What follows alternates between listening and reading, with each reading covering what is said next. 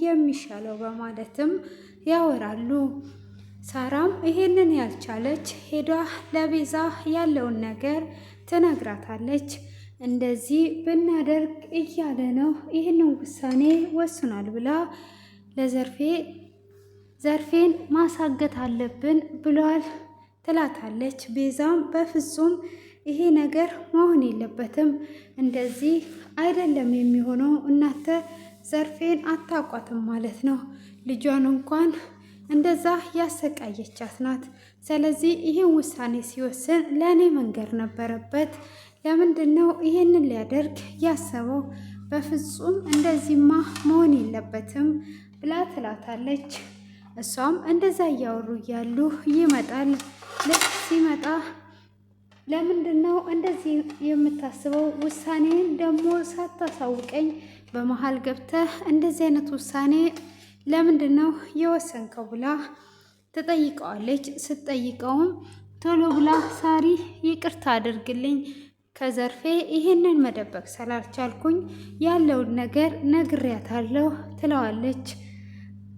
እንዴ እኔ እኮ ስትጨነቂ ሳይሽ ነው ይህንን ሀሳብ ያመጣሁት፣ ስለዚህ ምን አጠፋውኝ ብሎ ይላታል። ቢሆንም በፍጹም እንደዚህ አናደርግም፣ ሁሉም ነገር በጊዜ ይሆናል ብላ ትለዋለች። ሆኖም ሽብሩን ዘርፌ ቤት እንዳስገባ ለጥበቃ ይነግራታል። እሱ ጥሩ ሀሳብ ነው ብላ ትለዋለች። ሽብሩም ዘርፌ ጋር እንደሄደ ሊተዋወቃት ወደ ውስጥ ገብቶ ነበረ።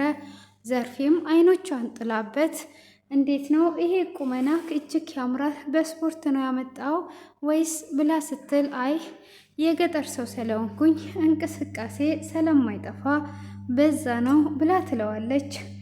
አይ በጣም አሪፍ ነው፣ በቃ ና እንተዋወቃለን ብላ ስትለው አይ ስሞትን እንኳን ነግሮኛል፣ ስለዚህ ዘርፌ እንደሚባሉ በማለት ይመልስላታል።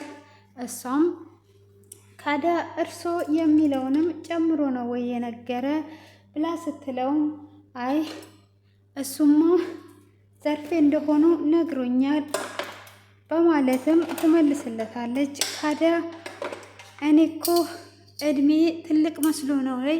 እኔ ገና ትንሽዬ ልጅ ነኝ በማለትም ትመልስለታለች።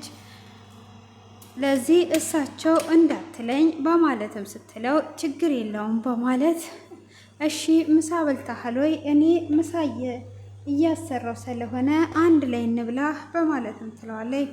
እሱም አይ ማዘር አሁን በልቻለሁ አራበኝም በማለት ሲላትም አይ ቆይተሃል ከመጣ አልተባለም ወይ? ስለዚህ አሁን እኔ ምሳ ስላዘዝኩኝ ምሳ አንድ ላይ እንበላለን በማለት ትለዋለች። እሱም እርሶ ካሉ እሺ ብላ ትላለች። ምሳውንም ሳሪ እየሰራች ነበረ። ሰርታውን ካለች በኋላ ያቀርባሉ። ካቀረቡም በኋላ እየበሉ እያለ ወይዘሮ ሰርፌ በእግሮቿ እግሩን እየነካካች ነበረ። ሽብሩም እጅግም እያፈረ እየሳቀም እንደዛውም ምግቡን እየበላ እያለ ሮቤል ይመጣል። እሱም እንደመጣ ብድግ ሲል አይ ምነው ተነሳ ተመገቡ እንጂ ብሎ ይለዋል። አይ ልወጣ ስል ነው የመጣከው በማለትም ሲል እሺ በቃ በማለት ይለያያሉ። ሆኖም ሰራተኛም እንደምታመጣ እየተነጋገረች ሳራም አውቃ ቤዛን እንደተጣላቻትና እንደማይታረቁ ስለ ቤዛ ክፉ ነገር ብቻ እያወራች ነው። እሷም ለካ ተቀይረሻል፣ እውነት እንደዚህ እንደምትይኝ በይ ዶክተሩን በእጅሽ ለማስገባት በደንብ አድርገሽ ስሪ ትላታለች። እሷም በእጅ እኮ አስገብቻለሁ አይደለም እኔ እሱም በእጁ አስገብቶኛል ብላ ትላታለች። እንደዛ ከሆነ በጣም ጥሩ ነው፣ ጥሩ ሁኔታ ላይ ነው የምትገኙ በማለት ትላታለች። እሷም እሺ ብለው ምግባቸውን እንደተመገቡ እንደበሉ ውጭ ላይ ታወራዋለች። ልጄን የምታገባ ከሆነ አንድ ስምምነት ታደርጋለህ ትለዋለች። ምንድን ነው ስምምነቱ በማለት ሲጠይቃት እየደነገጠ ይጠይቃታል። ጥሎሽ ጣል እኮ አላልኩም ምነው ደነገጥክ ብላ ትለዋለች። አይ ምንድን ነው እርሱ ልስማሽ በማለትም ይላታል። ልጄን የምታገባ ከሆነ ሙሉ ንብረትህን እንደ እኩል እንደምታካፍላት ይህንን ወቅ ብላ ትለዋለች።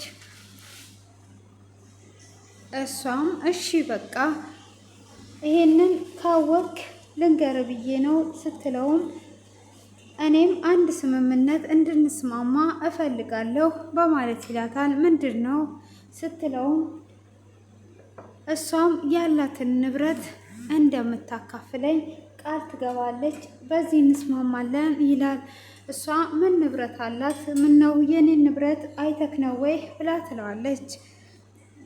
መቼም የቤተሰብን ንብረት ነው እንዴ የምትሰጥህ ብላ ስትለውም ሽብሩ ገጠር ላይ አንድ ሰው ሲያገባ ቤተሰቡ ለልጅቷ መሬት ይሰጣታል። ያንን መሬት ወደ ውርስ ይመጣል በማለትም ለዚህ አንቺም ደግሞ ንብረቱ ያንቺ እስከሆነ ድረስ ወደዚህ ይቀየጣል ብሎ ይላታል። ነው እንዴ? እንደዛማ አይሆንም ብላ ትለዋለች።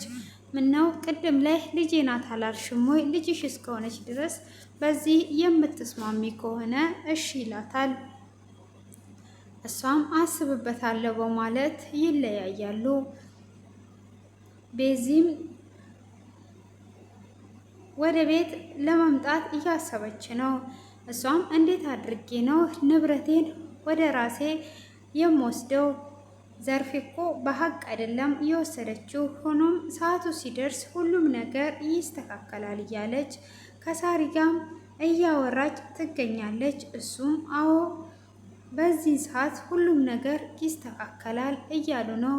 ሽብሩም ከሄደ በኋላ ሴትዮዋ እንደ እድሜዋ አይደለችም።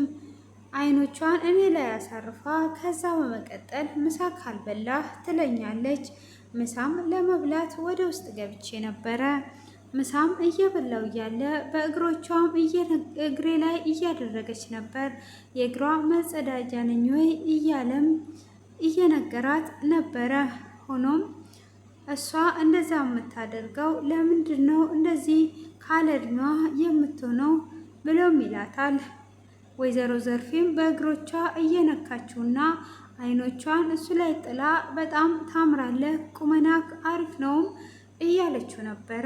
እሱም ያንን በማሰብ ምን ልታደርግ ነው ያሰበችው እያለ ይገኛል። ሆኖም እንደዚህ ከሆነ እንዴት ነው የምሰራው እያለም ነው። የእሷ እግር መጸዳጃ ነኝ እንዴ እያለ እያሰበ ነው። ሆኖም ቤዛ ወደ ውስጥ ለመግባት ትመጣለች። ሳሪም ሰራተኛ ካልቀጠርሽ በፍጹም ምግቡን እኔ አልሰራልሽም ብላ ስትላት ለእኔ ሰራተኛ ብትሆኚ አግኝተሽ ነው ወይ ብላ ብትላትም በፍጹም እንደዛማ ሊሆን አይችልም ብላ ትላታለች። ዘርፌም ውጪ ላይ ቆማ ቤዛን እየጠበቀቻት ነበረ።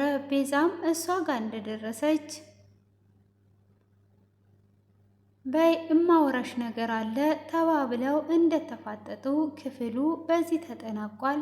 ውድ የተከበራችሁና የተወደዳችሁ ቤተሰቦቼ በቀጣይ ክፍል ይዤላችሁ ስለምመጣ ሁላችሁም ሰብስክራይብ እና ላይክ እንድታደርጉ በአክብሮት እጋብዛችኋለሁ። ደግሞም እስካሁን ድረስ በትዕግስት ስላዳመጣችሁኝ እጅግ ከልብ እያመሰገንኩኝ እግዚአብሔርን አምላክ ሁልጊዜም በሆነላችሁም ባልሆነላችሁም የፈጠራችሁን አምላክ ሳታመሰግኑት እንዳትውሉ። እግዚአብሔር ሁላችንንም በያለንበት ጥበቃና ምሕረቱን ስላበዛልን ነው እንጂ በእኛ የሆነ አንዳች ነገር የለምና እችን ልንተነፍስ የፈቀደልንን አምላክ እያመሰገንን እንኑር።